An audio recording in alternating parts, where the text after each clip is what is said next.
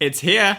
How's it going, everyone? Good morning. It is a lovely sunny day and my new editing computer has arrived. So today I thought we'd unbox it, we'd set it up, and I'd give you some of my first thoughts on the M1 MacBook Pro. So let's get into it. So this actually took about 6 days to get here. I ordered it custom, so it shipped directly from China. Definitely fun to watch the tracking on that. And here we go. Look at that. Okay, so as we can see on the back, 8-core CPU, 8-core GPU, 16 gigabytes of RAM, and this thing should be perfect. So I've never actually had a new MacBook Pro before, so I'm not exactly sure how to unbox it. I know there's a tab. Oh, here it is. Gotta pull this tab.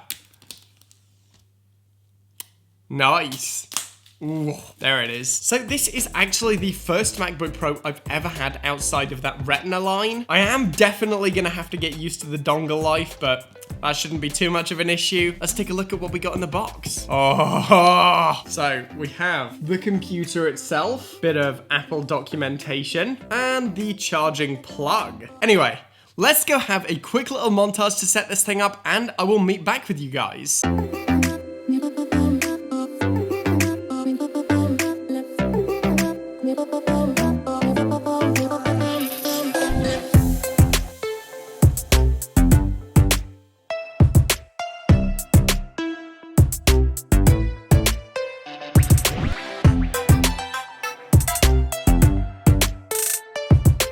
Alright, so I'm currently migrating all the files that I need from this iMac to an external hard drive, then I'm going to be transferring them to my new MacBook. Generally, I like to start fresh whenever I get a new computer. I only want to transfer essential files. This is mostly presets, to be totally honest. So realistically, I don't have all that much I need to transfer, but still, as I am using a hard drive to transfer this and not an SSD, this is probably going to take a while.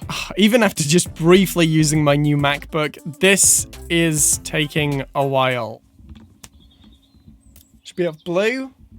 Maybe green? No, I don't like green. Pink? What color should I have this? I like orange. Orange looks good. Adds a nice little bit of warmth to my background.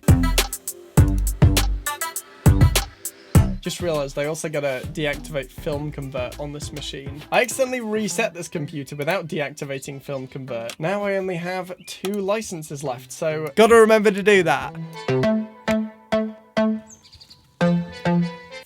Alright, so I have just finished editing this video so far on this MacBook Pro, and now I'm gonna go over my first impressions of this computer, what I'm hopeful for, and what I think might be some potential problems. So, first of all, let's go over my first impressions. What have I done on this laptop in the few hours that I've owned it? Well, first of all, obviously, I set it up. You guys saw that. Then I tried out some editing because I was really looking forward to seeing some of the M1 performance I'd heard so much about. So I decided to try out Final Cut, Davinci Resolve, Premiere Pro, and Logic Pro, along with finishing a script on this thing. And it's awesome. So, first of all, Final Cut, my main editing software. How did it work? Well, first of all, as soon as I installed it, I did have a couple of problems, but I wrote this off as the fact that I just installed it and hadn't restarted my computer, so I did just that. After that, performance was flawless. I could cut, scrub, edit audio, color grade, all that completely flawless. I also added stabilization, just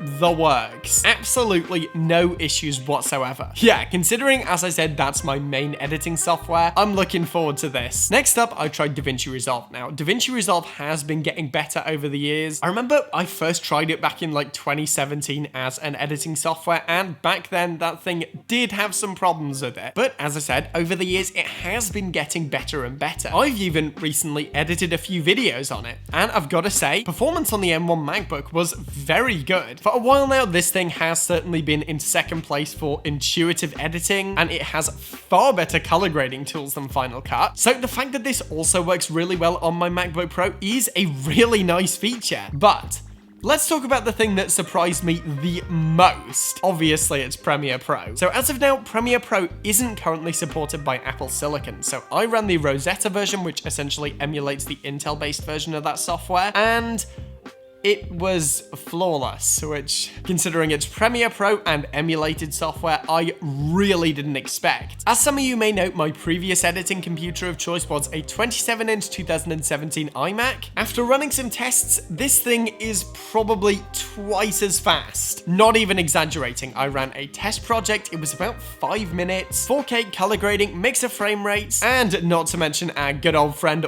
warp stabilizer, and no issues. Never found myself to be dropping frames even after I added color grading and warp stabilizer. And let me reiterate this. This is Premiere, not Final Cut, not Davinci Resolve, Premiere Pro, a notoriously buggy software. And while I am yet to try anything out like After Effects compositions, the fact that this MacBook has handled emulated Premiere so well is truly impressive to me, and I cannot wait to do some more editing on this thing. Next up, how was scripting? I know this is a little bit of a lighter topic, so obviously performance isn't going to be a factor, but something that did surprise me was the keyboard. Now, typically, MacBook keyboards have been nice up until about 2016, but this one had a more traditional MacBook keyboard feel, and typing on this thing, oh my. The keyboard is probably the perfect size. All the keys have a nice level of tactility, it feels better than my dedicated Magic keyboard, and while I personally still am a sucker for a mechanical keyboard, I have to say, typing out the rest of the Samsung Galaxy S10 review script, yes, that is coming soon, was an absolute pleasure on this MacBook. So yeah, first impressions,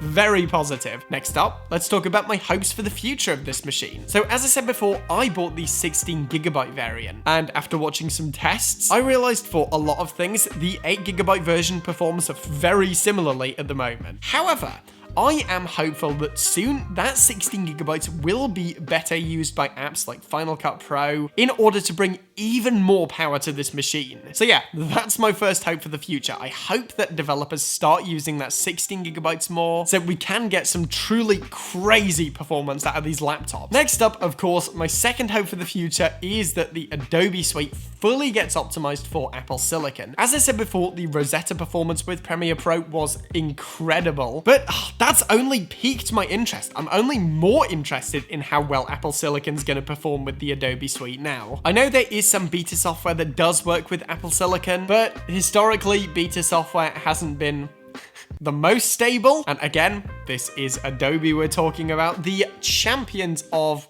not being stable. What? To summarize all that utter nonsense that I just said, I'm hopeful that the silicon performance in Premiere Pro is gonna be excellent. Okay, so next up, we're gonna be talking about some minor concerns that I have with this computer. First of all, being the choice of ports. Now, don't get me wrong, I'm not really too fussed about the fact that they're USB-C ports. Honestly, so far I haven't noticed any issues whatsoever, but I am concerned that there are only 2. Now, I would have upgraded to a 4-port model if that was possible. However, as it currently stands, only 2 ports. That might be an issue, considering everything has to run off these ports. In my case, that's my monitor, my keyboard, my external drives, and my audio interface, which, to be honest, isn't all that much, so I think I'll do just fine. But the fact that more and more things are becoming USB-C compatible nowadays means that I can't just chuck like an 8-port USB 3 adapter on. If I'm buying a USB-C product, I want to use the USB-C functionality. So yeah, that is a little bit concerning. Another minor concern I have is with the storage. Now, I actually went with the base storage, and this is purely because I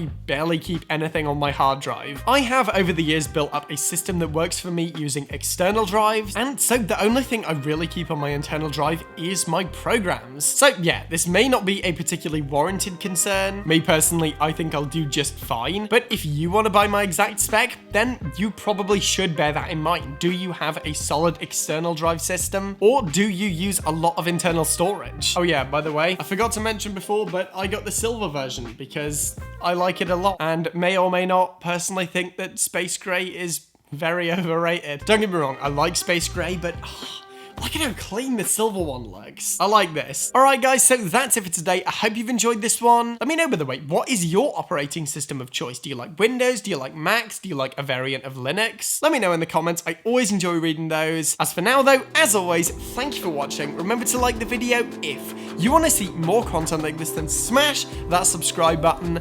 I'm done for now, and I will see you guys in the next one.